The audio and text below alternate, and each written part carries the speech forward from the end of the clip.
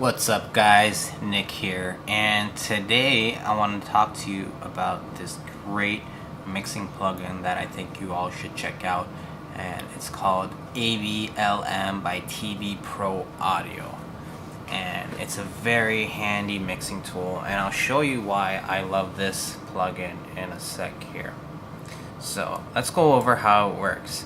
So you can see here in my signal chain that I have two instances of ABLM, and they recently updated not too long ago here, April 14th, 2018, and they added some information here to the sender plugin, which makes it a little easier to figure out how to use it. So if you check this out, you can see here what it does. So you insert ABLM at the first and last order on your plugin chain like we have, and then set the first instance as the sender and the last one as the receiver by changing the mode setting on the top left to send or receive, then link them together with the same link ID.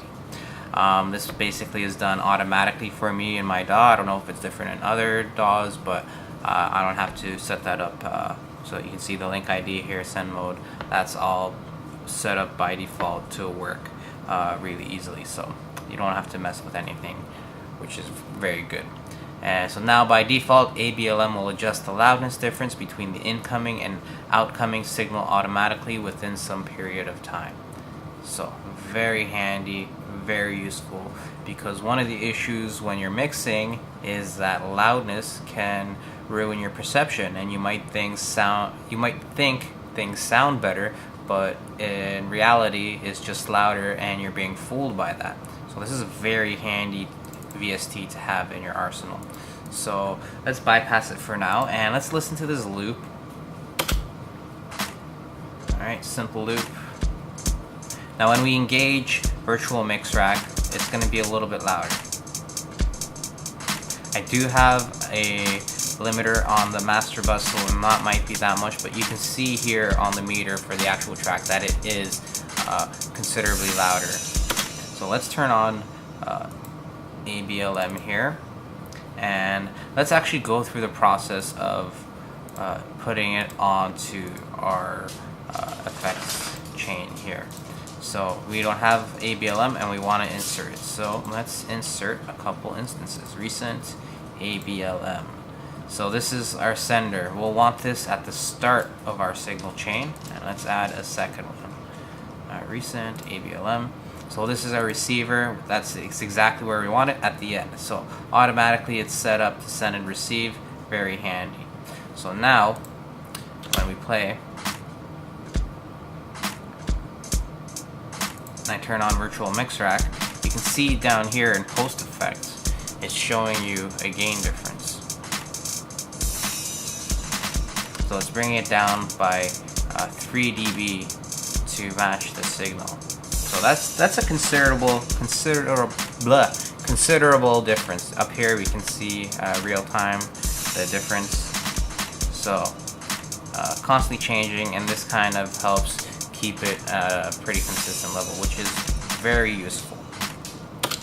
And why it's super useful as well is if let's engage a couple more of these plugins. Let's say we want to do some EQ moves, right? One of the things when you're doing EQ moves, whether you add or whether you boost or subtract a frequency, you're going to change the volume. So if you boost, you're going to add volume. If you subtract, you're going to take away volume, and that's going to change your perception of how things sound. So you can do your EQ moves and have your volume stay the same, which is really great. Very handy for not being fooled by your decisions and overcooking your tracks by accident, which is very easy to do, especially if you start getting some ear fatigue. You've been going at it for a while. ABLM definitely helps in that department. So definitely a really good tool to have on hand. And then we have this AB button here, which is where this thing really comes in handy, because you can now bypass all your plugins here and listen to the changes that you just did. So you can listen to your entire plugin chain and AB it to the original source and actually decide, hey, is this what I really want, or does this sound like crap? And you're not going to be fooled by volume differences. You're actually going to get a really good, clear picture of what your moves are doing to your sound. So that is the power of ABLM, and that's why I really like it. And bonus, if you're a Reaper user, they recently added the script for Reaper users, so you can actually use this for free in Reaper. But I don't use Reaper, so I purchased the plugin because it's such a handy plugin to have. You can download the demo as well. It goes silent like every 90 seconds or something like that. But definitely super useful to have. I highly recommend you check it out. If you're having issues with overcooking your tracks or mixing decisions, this is a really great tool to have in your arsenal. So definitely check it out. So I hope you find this video useful. Like and subscribe if so. Leave a comment below. Let me know what you like. Let me know if you'd like to see other plugins or anything like that.